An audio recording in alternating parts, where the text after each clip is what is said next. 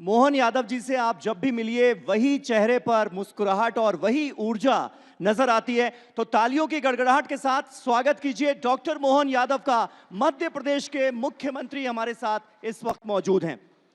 मोहन जी, दिसंबर 2023 में मुख्यमंत्री बनने के बाद से आपके मध्य प्रदेश में बहुत कुछ बदला है, लेकिन आज इतने दिनों बाद कोई ऐसा काम जो आपकी दिल से इच्छा थी कि ये मैं मुख्यमंत्री बनकर करूंगा और वो आपने कर दिखाया, कुछ शेयर करना चाहेंगे? वैसे तो ये बहुत लंबी सूची है, एक एक करके बहुत सारी बातें हैं, लेकिन जैसे हमारा राज्य बहुत बड़ा है भौगोलिक दृष्टि से, ऐसे में बड़े राज्य के होने के कारण से एक्सीडेंट होते हैं या कोई बीमार होता है, तो बड़े शहर लाने के लिए जो कष्ट था, कई बार एक मैं आपको जानकारी बताना चाहूँगा। डिंडोरी नामक एक स्थान पर एक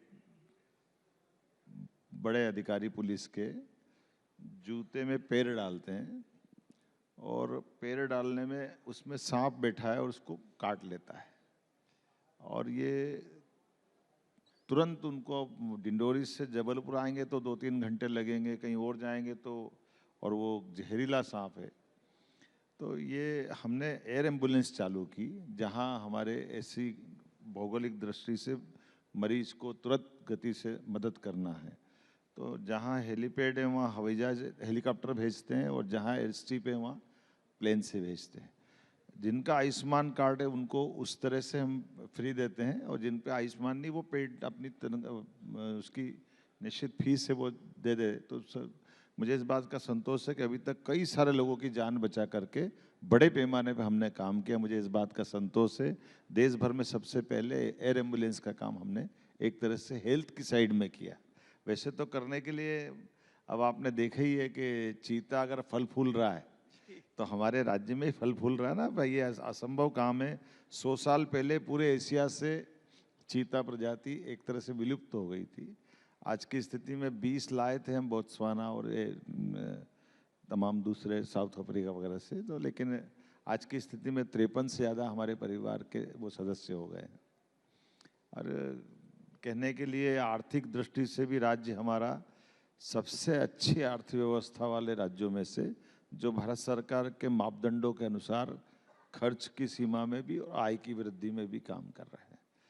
वैसे एक एक करके बहुत सारी बातें जिस पे हम काम कर बता सकते हैं। मुझे तो लग रहा था कि आप नक्सल समस्या का जिक्र करेंगे। वो इसमें भी है, आपका एक डायलॉग बड़ा आजकल चर्चा का विषय बना हुआ है, लाल सलाम को आखिरी सलाम। तो क्या ये माना जाए कि मध्य प्रदेश से पूरी तरह से नक्सल समस्या को आपने टाटा बाय बाय कर दिया है? ये बात सही है कि माननीय प्रधानमंत्री जी के मार्गदर्शन में और माननीय अमित शाह जी के निर्देशन में हमने अपने राज्य से बालाघाट, मंडला, डिंडोरी, ये 3 हमारे प्रभावित जिले थे, लेकिन आज की स्थिति में हमने लाल सलाम को आखिरी सलाम कर दिया। ना एक कोई बचा है, ना कोई एक कहीं मिल, एक तरह से जो सरेंडर कर सकते हैं वो जेल में है, जिन्होंने नहीं माना वो भगवान के यहाँ है, बीच में कोई नहीं है। आप महाकाल की नगरी से आते हैं, उज्जैन से आते हैं, और उज्जैन में सिंहस्थ महाकुंभ 2028 में होने वाला है, और जाहिर है इस बार जो मुख्यमंत्री हैं वो उज्जैन से ताल्लुक़ रखते हैं, तो लोगों की उम्मीदें भी बहुत ज़्यादा होंगी। क्या तैयारियां हुई हैं? बुनियादी ढांचा जो महाकुंभ के लिए चाहिए, क्या उस पर काम तेज़ी से हो रहा है? इसके बारे में अगर आप कुछ बता दें। देखिए, एक बात बताऊं आपको कि ये सिंहस्थ का आयोजन अपने राज्य के लिए नहीं है, देश के लिए एक गर्व और गौरव का मेला होता है।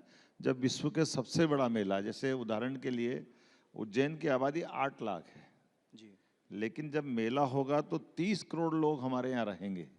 तो जो उसकी सारे प्रबंधन करने की जो आवश्यकता पड़ेगी, जो व्यवस्था करना पड़ेगी, इसलिए ऐसा भी माना जाता है कि इन प्रबंधन के लिए हमको आज के समय की दृष्टि से तो और ज़्यादा महत्व की है।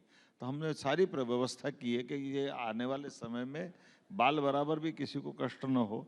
जैसे अकेले स्नान करने के लिए ही स्नान के दिन 24 घंटे में लगभग 30 किलोमीटर के नए घाट हम बना रहे हैं छिपरा जी के किनारे, ताकि 24 घंटे के अंदर पर पर्सन स्नान करेगा तो 5 करोड़ लोग हम 24 घंटे में स्नान करा देंगे। ये प्रबंधन हमारे हो रहे हैं। एक एक करके वो सारी चीज़ें हो रही जिसके कारण से सिम्हस्थ की गौरव गरिमा अद्भुत रहने वाली है। और अब तो माननीय प्रधानमंत्री ने 2022 में महाकाल के महालोक के लोकार्पण के बाद जो एक तरह से धार्मिक पर्यटन की सबसे बड़ी संख्या अगर कहीं आ रही तो हमारे उज्जैन में आ रही है। इस नाते से जो प्रबंधन कर रहे हैं वो स्थायी प्रकृति के रहेंगे, लंबे समय तक चलने वाले रहेंगे, इस प्रकार का प्रबंधन किया। अच्छा, उज्जैन सम्राट विक्रमादित्य की भी नगरी है और विक्रमादित्य पर खासा फोकस करके कई तरह के काम आगे बढ़ाए जा रहे हैं। ये क्या माजरा है और क्या इस पर आप करना चाहते हैं, कुछ बताएंगे? देखिए, ये विक्रमादित्य ये एक ऐसे नायक है जो 2000 साल पहले पूरे देश का नाम दुनिया में बहुत आदर से लेने वाले साम्राज्यकर्ता अगर कोई है तो विक्रमादित्य। विक्रमादित्य और उनकी दानशीलता, विक्रमादित्य उनकी वीरता, विक्रमादित्य उनकी न्यायप्रियता, विक्रमादित्य और 32 पुतलियों का उनका सिंहासन, विक्रमादित्य और बेताल पच्चीसी की कहानी, विक्रमादित्य पूरे देश के दिलों में धड़कता है उनके अलग अलग कारण से। और विक्रमादित्य ने गणतंत्र के लिए भी काम किया। विक्रमादित्य जब राज्य छोड़ा उनने तो अपने बच्चों को सम्राट नहीं बनाया। ये जो हमारी गणतांत्रिक व्यवस्था है ये उसके भी नायक हैं।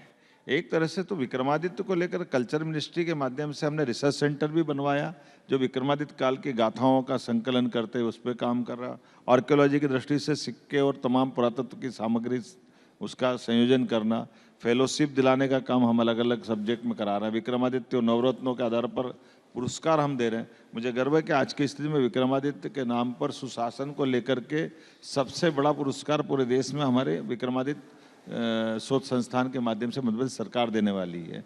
और जनरंजन के लिए विक्रमादित्य की उन सारी गाथाओं को लेके आने के लिए लाल किले पे भी हमने विक्रमादित्य महानाट्य कराया था। अभी बनारस में भी 3, 4, 5 अप्रैल को होने वाला है।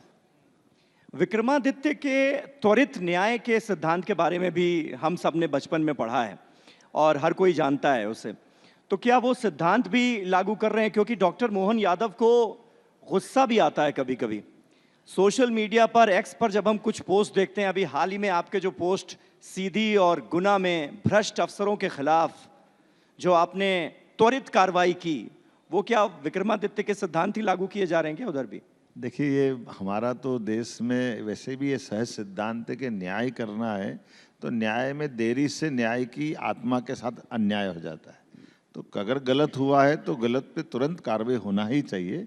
मुझे इस बात की प्रसन्नता के सुशासन के माध्यम से माननीय मोदी जी अपने पारदर्शी शासन काल के दुनिया भर में जाने जाते हैं और हमारे राज्य में भी उसी बात को फॉलो करते हुए हम भी हर हालत में अगर गलत हुआ है तो सरकार चुप नहीं बैठती, उस पर निर्णय लेती है। इसलिए अब उस निर्णय के लिए कभी कभी एक तरीका हो जाता है कि छोटे मोटे किसी पे कार्रवाई कर दो, तो छोटे पे कार्रवाई करने की जरूरत है, छोटे पे भी करो, लेकिन बड़े से बड़े पे भी कार्रवाई करना तो पीछे क्यों हटना चाहिए? आपको निर्णय लेना ही पड़ेगा। मुझे इस बात का संतोष है कि हम उसी सिद्धांत का पालन करते हैं कि न्याय के लिए फिर छोटे बड़े मत देखो, गलत है तो गलत है, अच्छा है तो प्रमोट करो। हम बड़े पैमाने पर प्रमोट भी कर रहे हैं, जिनने अच्छा काम किया उनको प्रोत्साहन दे रहे हैं, उनको अच्छी जगह बिठा रहे हैं। लेकिन अगर कोई काम में कमज़ोर है, गलती करता है तो फिर उसको नज़रअंदाज नहीं करते। तो भ्रष्ट अफसरों के लिए इस मंच से आपका मैसेज क्या होगा? क्योंकि भ्रष्टाचार निश्चित तौर पर एक बड़ी समस्या है। नहीं, ये सुशासन की तरफ जाते हो, जब पारदर्शिता की तरफ जाते हो तो यही कारण से आपके सुशासन की मिसाल बनती है, उसका आधार मिलता है। और जैसे नई तकनीक का लाभ लेकर के डिजिटलाइजेशन की जो बात है माननीय प्रधानमंत्री जी ने, आप बताइए जिनको मकान बनाना उनको 2 लाख का अनुदान मिल रहा तो डीबीटी से सीधे उसके खाते में जा रहे हैं, बीचवान सब खत्म हो गए। ये ऐसी बहुत तकनीक है। अभी हमने अपने राज्य में गत वर्ष हमने औद्योगिकरण के लिए मनाया, तो औद्योगिकरण में कई प्रकार की सरकार की रियायतें उद्योगपतियों को देना थी, तो लगभग 5,500 करोड़ की रियायतें हमने सारे उद्योगपतियों को उनकी जो जो हकदार थे डीबीटी के माध्यम से सीधे उनके खाते में पहुंची। देश के कई सारे उद्योगपति, मैं नाम बता सकता हूँ, बड़े बड़े, वो हमने तो कभी सुना ही नहीं था कि राज्य सरकार ऐसे अपने घर में पैसा पहुँचाएगी। हमने कहा नहीं, अगर आपका हक है और कमिटमेंट है और आपने सरकार से लेना है तो आपको क्यों नहीं मिलना चाहिए? ये तो क्या राजा का रंग सबके लिए बराबर होना चाहिए। इसलिए इस मामले में सरलता के आधार पर हमने सुशासन की मिसाल कायम की।